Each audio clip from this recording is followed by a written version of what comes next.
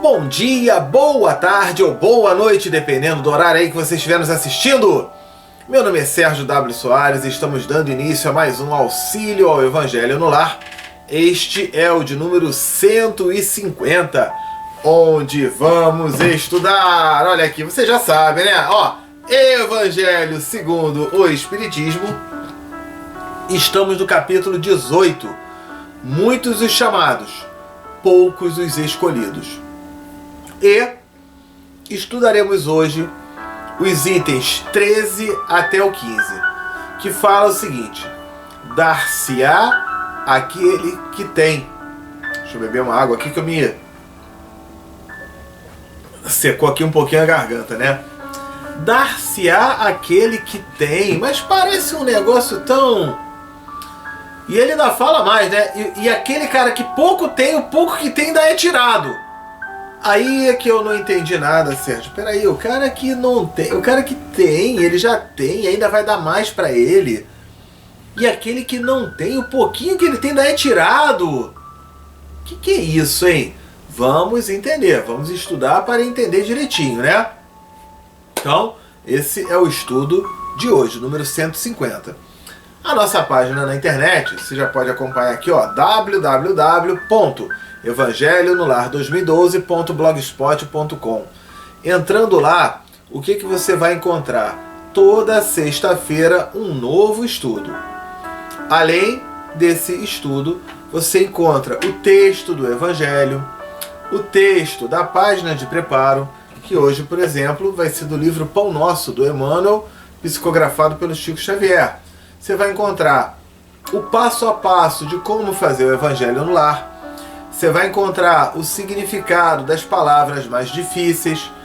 Hoje tem palavrinhas do tipo sectária, olvidar, afeiçoar, cólera, e por aí vai, né? Matizes.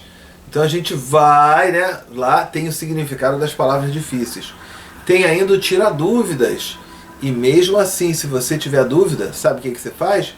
Manda um zap pra cá. Você não sabe qual é o meu WhatsApp ou qual é o nosso WhatsApp, não? Olha aqui, 21 99247 5631. Vou repetir. 21 99247 5631. Manda o zap, manda a sua dúvida aí e a gente vai esclarecendo, tá? Eu aviso aqui só, que nem sempre eu consigo responder na hora. Mas eu posso te afirmar que todas as mensagens são respondidas, sem exceção. Tá? Pode demorar um pouquinho, muita mensagem que chega do mundo todo, né? Mas todas elas são respondidas. Tá ok? Se você preferir mandar por e-mail, aqui o e-mail amorperdãoefé@gmail.com. Também é um caminho, também é uma forma aí que você tem de fazer um contato conosco. Tá? Então pelo e-mail também você manda ali e a gente vai respondendo. Bom, tem a turma que navega muito aí pelo Facebook, né? Que gosta do Facebook e é uma ferramenta muito boa. E que tal a gente utilizar essa ferramenta para divulgar o Evangelho no Lar, esse estudo, esses valores? Você não sabe qual é o nosso Facebook? Olha aqui, facebook.com/Evangelho no Lar 2012. Bota tudo junto, tá?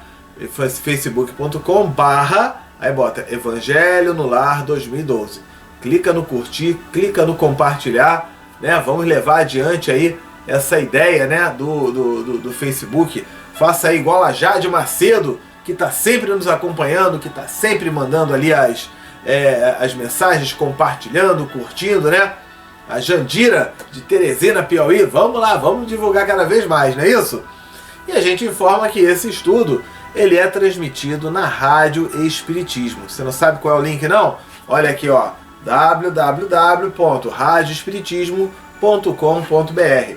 Então você pode também utilizar esse canal, né, para a divulgação, para você também acompanhar a programação, acompanhar o Evangelho no Lar e todos os outros programas que tem, né, pela Rádio Espiritismo, 24 horas no ar, qualquer lugar do mundo você pode acompanhar ali a grade de programação da Rádio Espiritismo.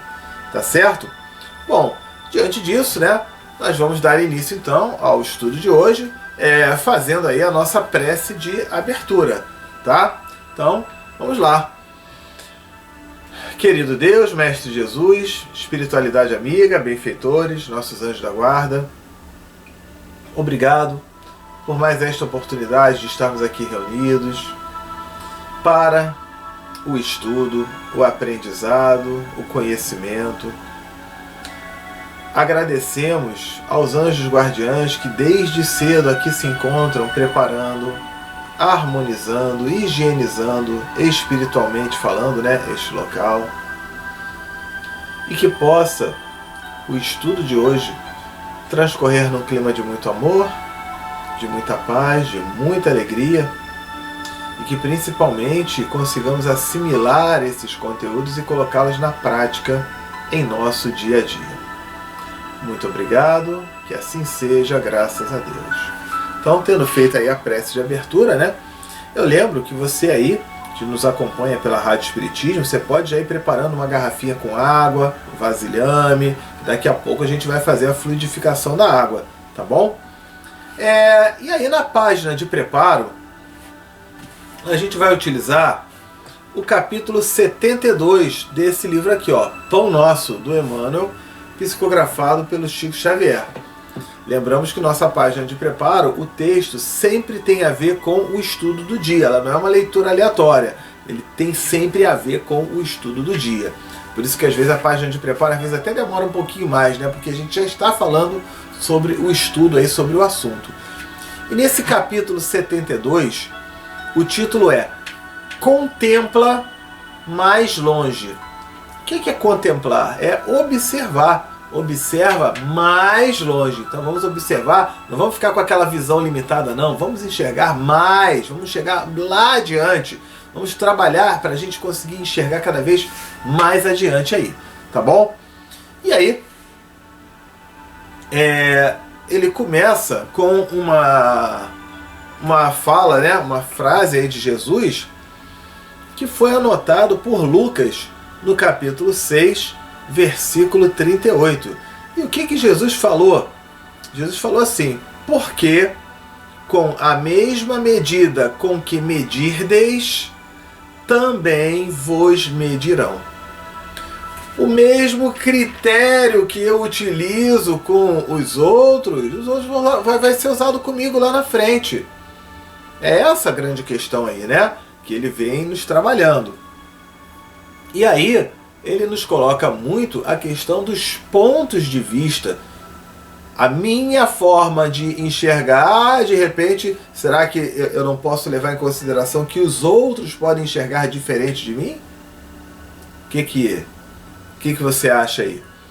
Então, o Emmanuel começa falando assim, para o esquimó, o céu é um continente de gelo sustentado a focas.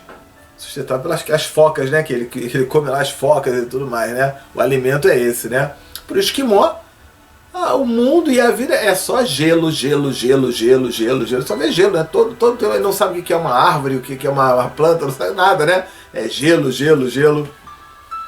Para o selvagem da floresta, não há outro paraíso além da caça abundante.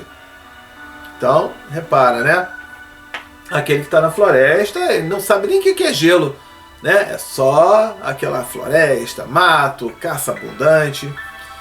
Para o homem de religião sectária é aquela que é seguidora, Aquela muito assim, a glória de além-túmulo pertence exclusivamente a ele e aos que se lhe afeiçoam.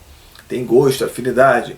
Então aquele cara que tem uma religião, que a religião dele é a única verdade, é o único caminho, Enfim, falando assim, se torna até um certo fanático. Então, a glória, só pertence a ele. É da religião dele, é aquela turma que fala, fora da religião não há salvação, Então, beleza, então antes de ter religião estava todo mundo condenado? Então, quem não é da religião dele está todo mundo condenado? Em compensação, quem é da religião dele está salvo.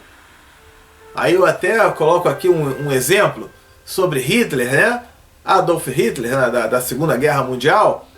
Ele exterminava, matava, mas ele ia à missa todo domingo. Era fervoroso como religioso. Então esse está bem. Será que vai fazer algum sentido isso? Então, ele coloca essa questão para o homem da religião sectária. Mas veja, é a forma dele enxergar isso, tá bom. Provavelmente vai necessitar dele lá na frente se decepcionar com isso e começar a enxergar com outros olhos. Mas é a forma dele de enxergar. Para o sábio, este mundo e os círculos celestiais que o rodeiam são pequeninos departamentos do universo. Aquele cientista, né? Ele fala que então, pequeninos departamentos do universo. É um planetinha que entre vários e vários e vários, né? Ele coloca assim: transfere a observação para o teu campo de experiência diária e não ouvides, ou seja, não esqueças que as situações externas serão retratadas em teu plano interior, segundo o material de reflexão que guardas na consciência. Eu vou repetir. Eu vou, então, observar a situação de todos. Vou ter as minhas experiências, vou trabalhar com as minhas experiências. E a minha experiência, ela nem sempre é igual à tua, nem sempre é igual da minha esposa, do meu filho, do meu pai, da minha mãe, do meu vizinho, do meu... Por aí vai. Cada um tem, né, as suas próprias experiências são particulares. Mas eu vou observar o redor. E aí eu vou observar também que aquelas situações, elas vão ser retratadas em teu plano interior segundo o material de reflexão que te acolhe. Aquilo que mais te chama a atenção. É bem interessante. Outro dia eu estava vendo uma reportagem, e nessa reportagem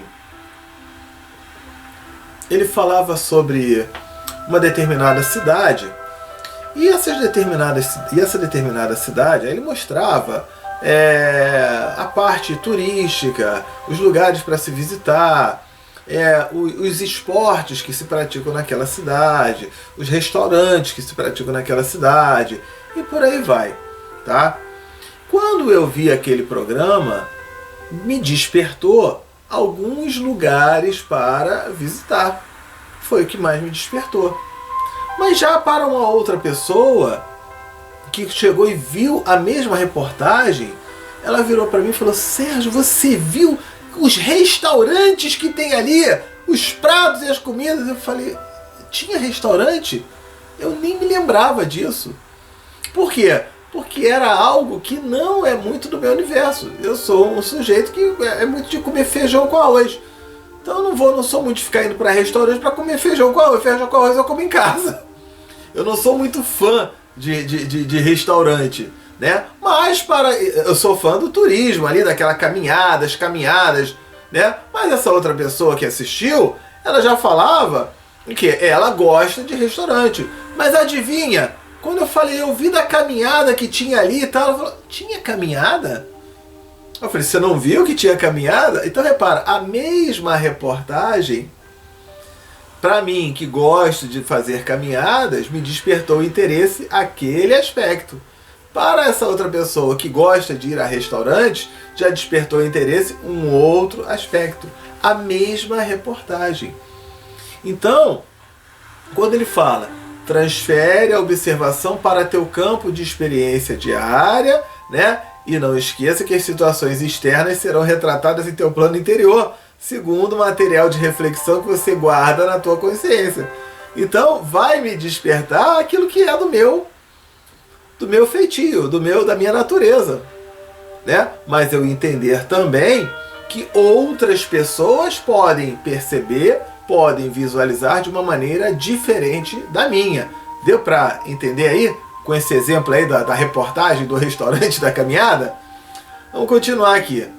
Se perseverares, se você insiste, né, na cólera, na dor, né, todas as forças em torno te parecerão iradas, né, com raiva, né, com dores, né?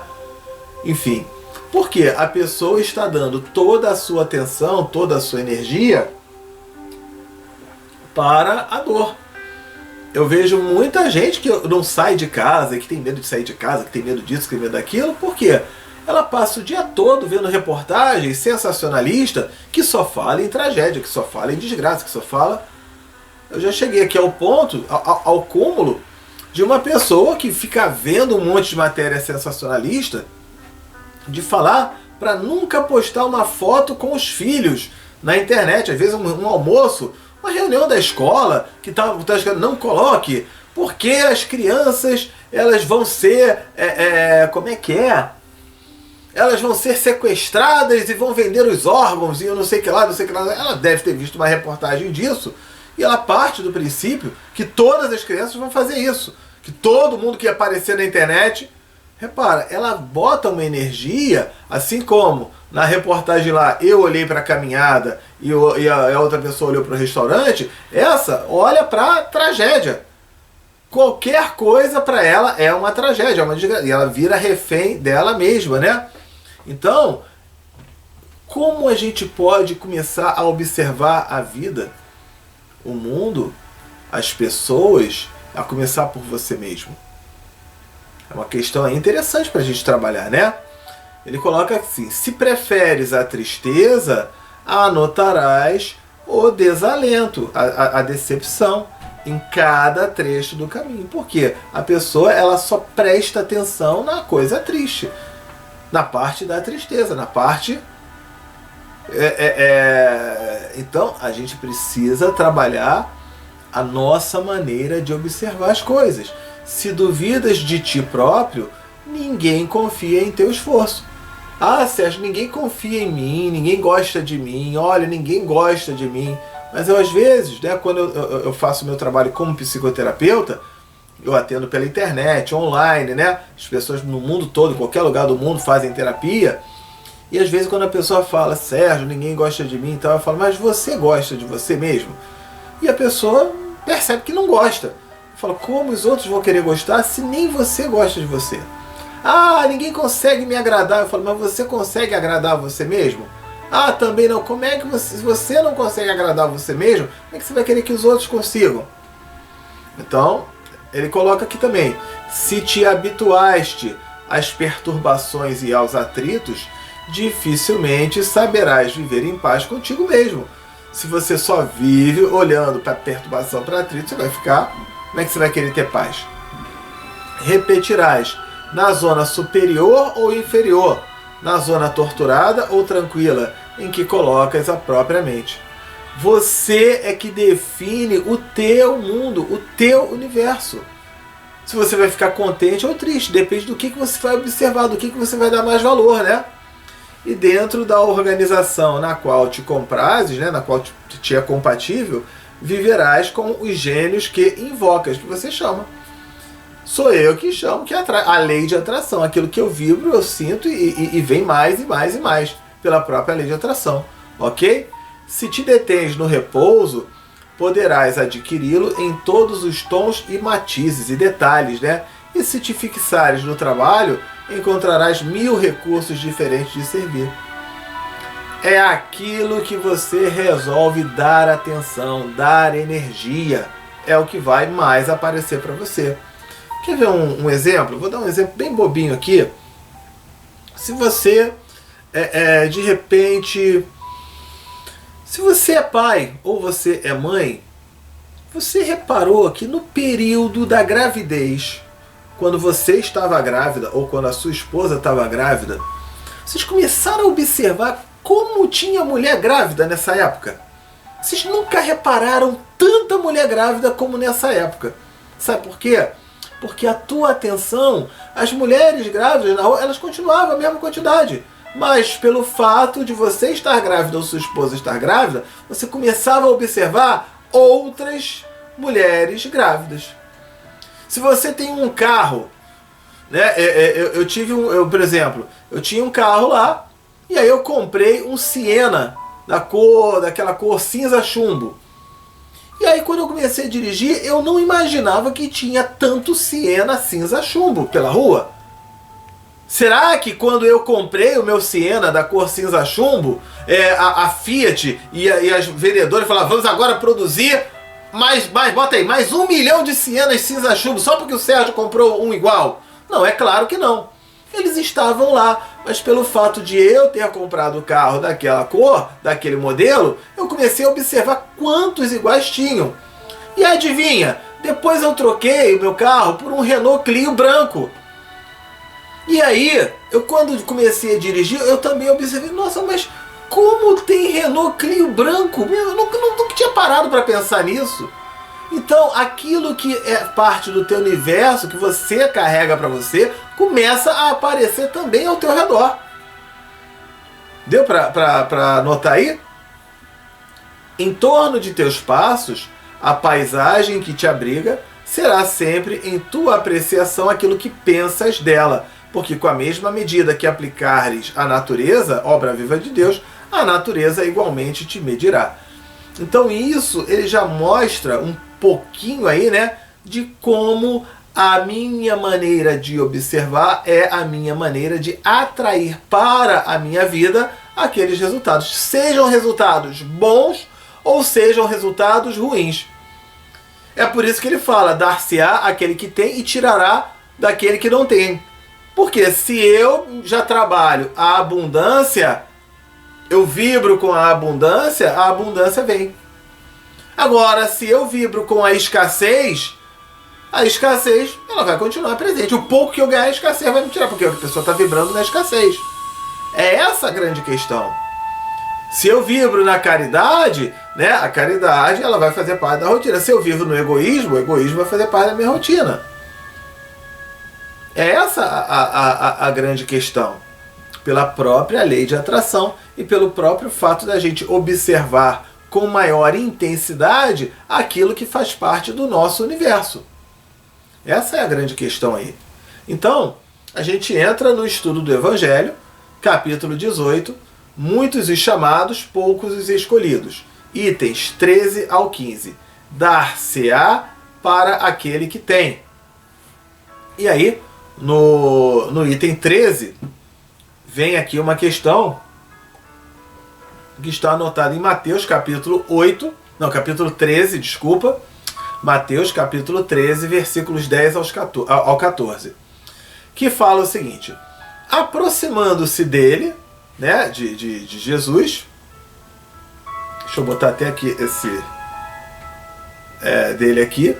Seus discípulos lhe disseram: por que lhes falas por parábolas? O que são parábolas? É a gente explicar situações usando exemplos do dia a dia, da nossa rotina. Fica mais fácil de entender, né? E aí ele continua, respondendo, disse-lhes ele. Jesus disse, né?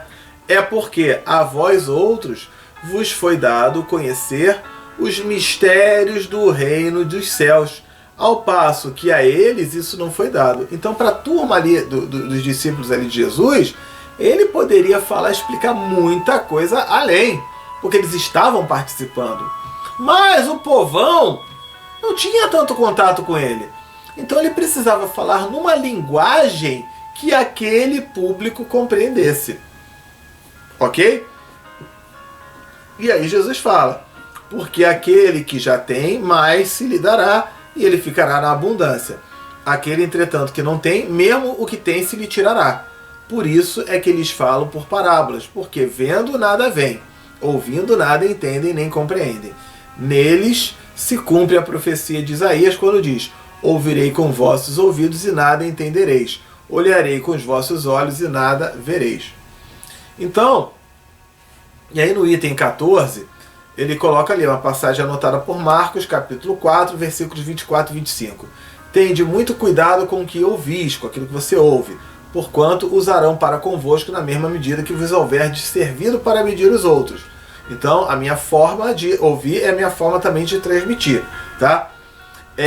Ainda assim vos acrescentará, pois ao que já tem dar-se-á, e ao que não tem, até o que tem, vai ser tirado. Então, a primeira questão, Jesus primeiro coloca sobre as parábolas, que através das parábolas fica mais fácil de eu entender situações, porque eu estou usando exemplos do meu dia a dia. Vocês viram ainda há pouco eu dar uma explicação contando uma situação de uma reportagem onde eu observei a caminhada e a outra pessoa observou o restaurante. Não ficou mais fácil de entender isso? E que talvez você, assistindo a mesma reportagem, fosse dar atenção para algo ou alguma outra situação na qual a tua identificação fosse maior. Usei um exemplo do dia a dia, fica mais fácil. Agora, a gente precisa muito prestar atenção também no seguinte, parábolas do tempo de Jesus, exemplos do dia a dia de lá.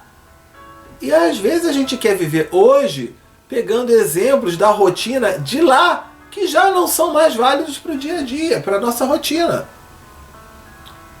Não só parábolas de Jesus, mas frases e ditados populares. Vocês querem ver um exemplo? Tem uma frase muito, muito comum, você provavelmente já deve ter ouvido essa frase, assim: o castigo vem a cavalo. O castigo vem a cavalo. E eu suponho que se você chegar e falar essa frase para uma criança de 8 anos ou de 10 anos, que o castigo vem a cavalo, né, você provavelmente vai estar ensinando aquela criança que o castigo não chega nunca, que vai demorar muito para chegar. A cavalo! O castigo vem a cavalo! Nossa, vai demorar demais, né? Existe avião, existe foguete, existe carro de Fórmula 1, existe automóveis, existe, né, helicóptero. A cavalo vai demorar muito. Agora, naquela época que foi criado esse ditado popular, o castigo vem a cavalo, qual era o meio de transporte mais rápido, mais veloz, o mais eficiente daquela época? Era o cavalo. Ou o sujeito ia a pé, ou ele ia no burrico, né, no jegue, que vai bem devagar, ou ele ia a cavalo. O cavalo era rápido. Então, para aquela época, essa parábola, esse ditado popular, vem a cavalo e é melhor me cuidar, porque vai chegar rapidinho. E as pessoas repetem, feito papagaios, nos dias atuais. Não vai fazer sentido nenhum isso. Então a gente precisa muito prestar atenção. A gente precisa também prestar atenção se Jesus usava as parábolas para que fosse compreendido de uma maneira popular, palavras do dia a dia com a pessoa. Aí eu vou levantar aqui para palestrantes espíritas, para espíritas em geral, tá? Diretores e trabalhadores de casa espírita. Se Jesus usava a parábola e as palavras do dia a dia do povão para que ficasse mais fácil de entender, por que é que as casas espíritas, as obras espíritas, várias delas, continuam usando palavras que não são mais do dia a dia popular? Aqui no nosso Evangelho no Lar, a gente coloca em parênteses essas palavras. Não ouvideis, não esqueça, né? E assim vai. Expiações, alhures, profligar e tudo mais, prolegômenos. E aí o espírita fica reclamando, né? Mas espírita realmente não entende, né? E tal. Peraí, não entende não. Vamos falar de uma linguagem mais popular que as pessoas vão gostar. Por que a Rádio Espiritismo ela tem tanta gente que acompanha? Porque na direção da rádio a gente coloca que tem que falar no popular, a linguagem popular. Tira esse negócio de palavra difícil, né? Então, vamos lá. Mas eu ainda não entendi direito. Aquele que tem vai se dar e aquele que não tem vai tirar o pouco que tem. Vamos entender isso aí direitinho. Aí a gente vai para o item 15. Dá-se-á ao que já tem e tira-se ao que não tem. Meditai, pensai esses grandes ensinamentos que se vos hão por vezes afigurado, né? Ou seja, aparentando, né? Alguma coisa paradoxal, alguma coisa contraditória. Aquele que recebeu é o que possui o sentido da palavra divina. Recebeu unicamente porque tentou tornar-se digno dela e porque o Senhor, em seu amor misericordioso, anima os esforços que tendem para o bem.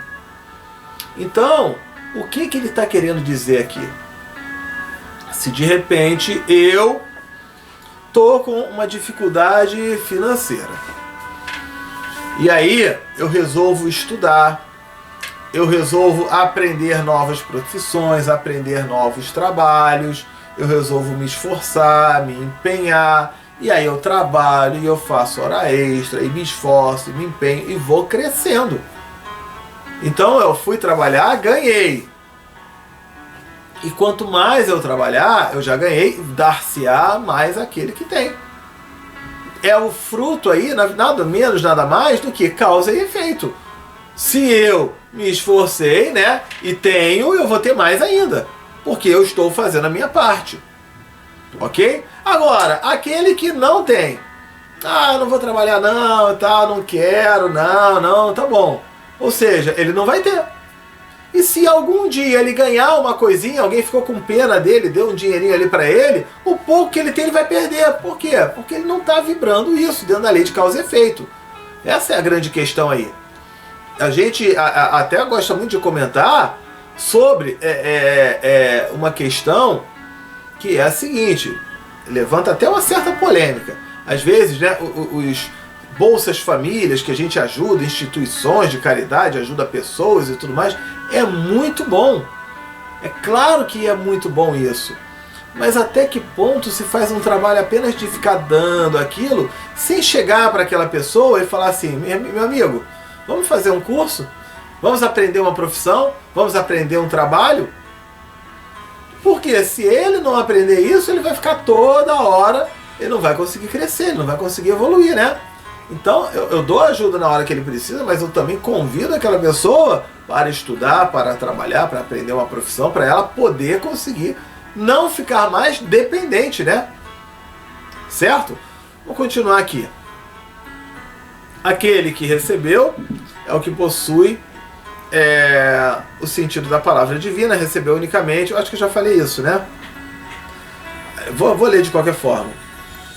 Aquele que recebeu é o que possui o sentido da palavra divina. Recebeu unicamente porque tentou tornar-se digno dela e porque o Senhor, em seu amor misericordioso, anima os esforços que tendem para o bem. Aturados, né, constantes, perseverantes, esses esforços atraem as graças do Senhor. São um imã que chama para si mesmo o que é progressivamente melhor. As graças copiosas que vos fazem forte para galgar, né, para percorrer a montanha santa, em cujo cume está o repouso após o labor, após o trabalho. Então ele está falando assim, que eu trabalhando, nada mais justo que eu conseguir as minhas recompensas. Resultado, fruto do meu trabalho, fruto do meu esforço. Né? E mais ainda eu vou conseguir ter, porque eu continuo me esforçando. Essa é a grande questão. Aí ele fala, tira-se ao que não tem ou tem pouco. Aí ele diz, tomai isso como uma antítese, como uma contradição figurada. Então ele fala, Deus não retira das suas criaturas o bem que se haja dignado de fazer-lhes. Então ele falou, vamos parar de radicalizar e de levar muito ao pé da letra aí. Aquilo que eu, com o meu esforço, eu aprendi, o meu conhecimento, por exemplo, ele não vai ser retirado. Deus não vai me tirar isso. Não é essa a questão, tá? Ele fala, homens cegos e surdos, abri as vossas inteligências e os vossos corações.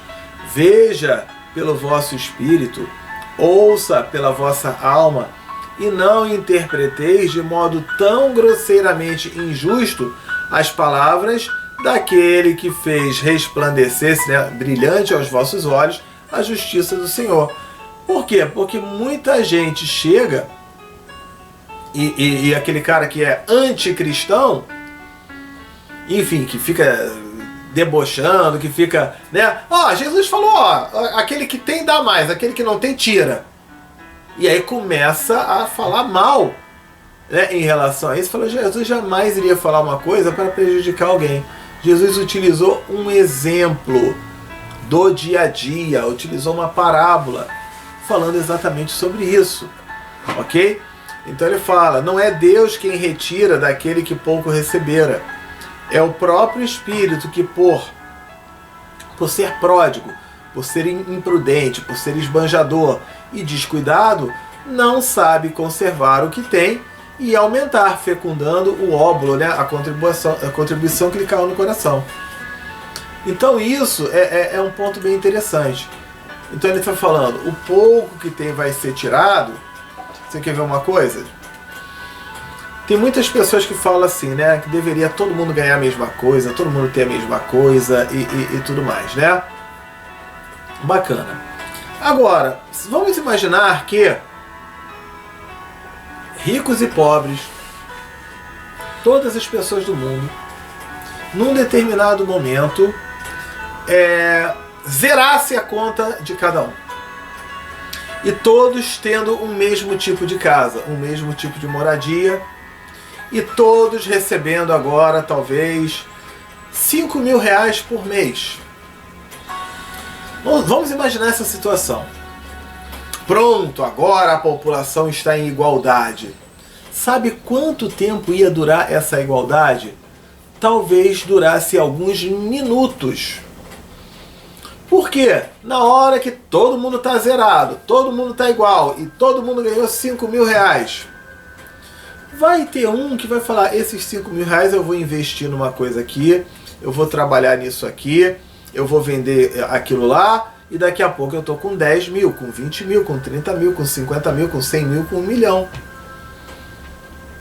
Ou seja, ele tem a inteligência, ele tem essa capacidade, mas será dado, mas ele vai conseguir.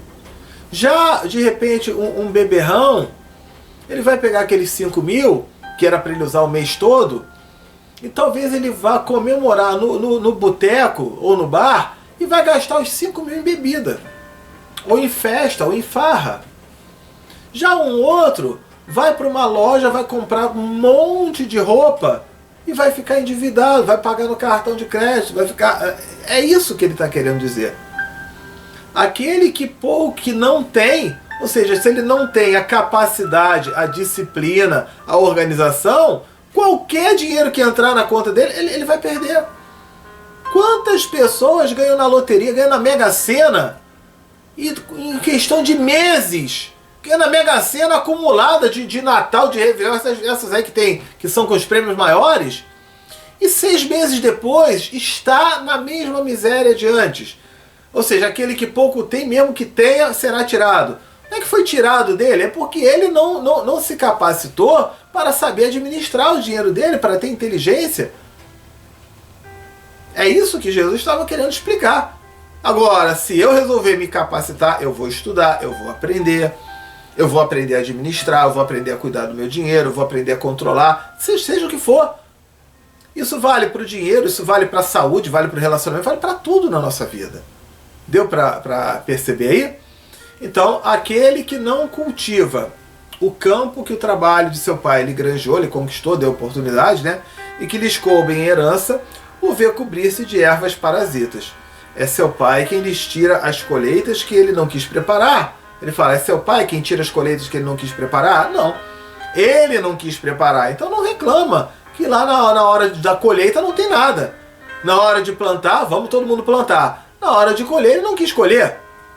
Ué, paciência então, né? Não venha reclamar, ok? Se a falta de cuidado deixou fenecer, né, morrer as sementes destinadas a produzir nesse campo, é seu pai que cabe acusar por nada produzirem elas?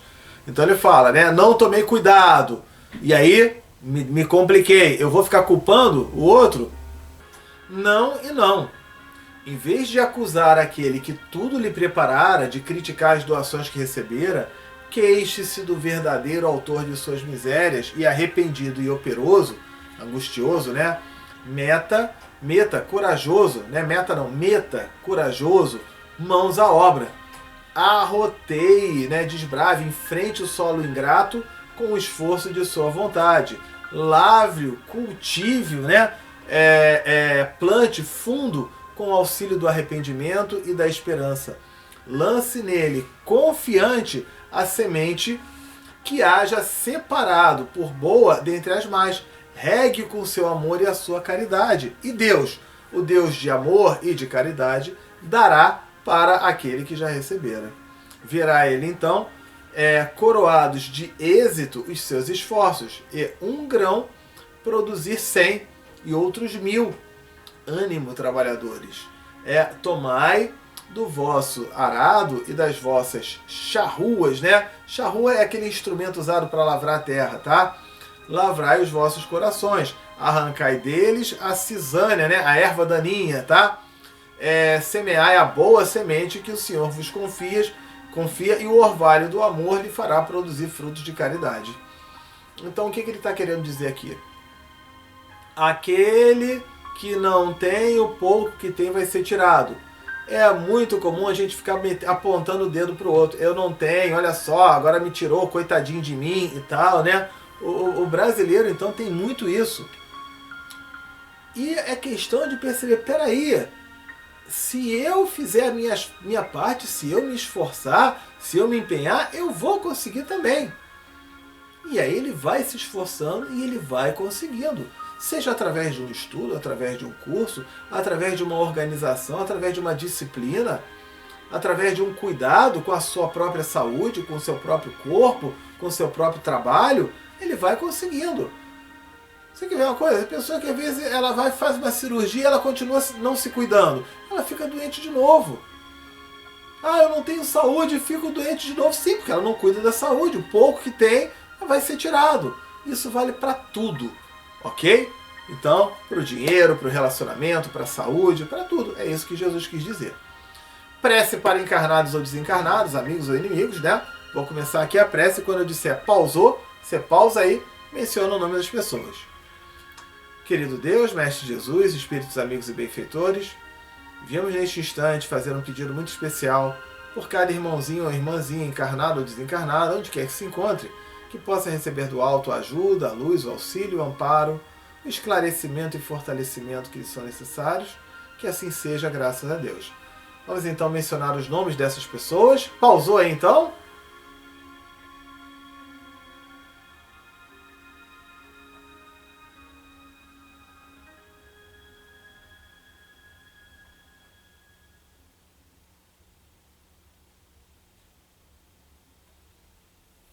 Soltou o pause. Chegamos então à hora da fluidificação da água. Você pega aí uma jarra de água, um copo, né? Lembra, Sérgio, mas esse estudo é gravado. Sim, você não vai fluidificar essa água que está aqui nessa garrafa. Mas a que está aí na tua frente está ao vivo. Então, a espiritualidade vai fluidificar sim, vai energizar sim. Tá bom? Aqui, ó, programa Minutos de Espiritismo, número 23. Você procura depois no YouTube, na internet, você vai encontrar o estudo completo da água fluidificada. Tá bom? Vamos então colocar as mãos sobre essa água e fazer a seguinte prece. Querido Deus, Mestre Jesus, Espíritos amigos e benfeitores, viemos neste instante fazer um pedido muito especial para que possa esta água, neste momento, receber os melhores fluidos, as melhores energias e vibrações, de forma que ao contato dela com nossos organismos possa nos proporcionar tudo aquilo de bom, de melhor, de importante ou de necessário a cada um de nós, que assim seja, graças a Deus. Então, peguei aqui a minha água. Eu lembro que você aí vai pausando, né? Pausa, serve a água com calma, com tranquilidade, para ninguém se engasgar aí na hora de estar tomando a água, né? Que, meu Deus, agora o Sérgio já vai fazer a prece. Pausa aí, vai fazendo com calma. Saúde. Eu aqui já tomei a minha água, então. E agora sim, a gente chega na hora da prece de encerramento, tá? Então vamos lá. Querido Deus, Mestre Jesus, Espíritos amigos, benfeitores, obrigado por esta oportunidade de estudo, de aprendizado, de conhecimento, de esclarecimentos, né? De percepções das leis de causa e efeito, de que a nossa colheita ela vem de acordo com aquilo que nós plantamos. Se eu plantar abundância, eu colho abundância. Se eu estiver colhendo escassez, talvez seja porque eu esteja plantando escassez. Então que possa ser trabalhado um momento certo de eu perceber que eu devo trabalhar a abundância. Não só a abundância financeira, a abundância no amor, no perdão, na fé, na caridade, no auxílio, no esclarecimento, na tolerância, na paciência, a abundância na paz, a abundância da alegria. Que possa cada vez mais sermos instrumentos de Deus a cada vez que plantarmos esses bons valores.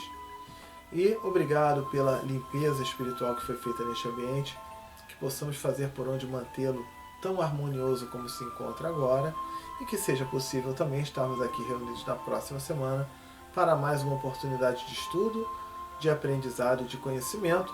Que assim seja, graças a Deus. Bom, fechamos então, né, o estudo de hoje, tá bom? Fiquem com Deus, tenham todos uma ótima semana. Encontro marcado na semana que vem. Tchau, tchau!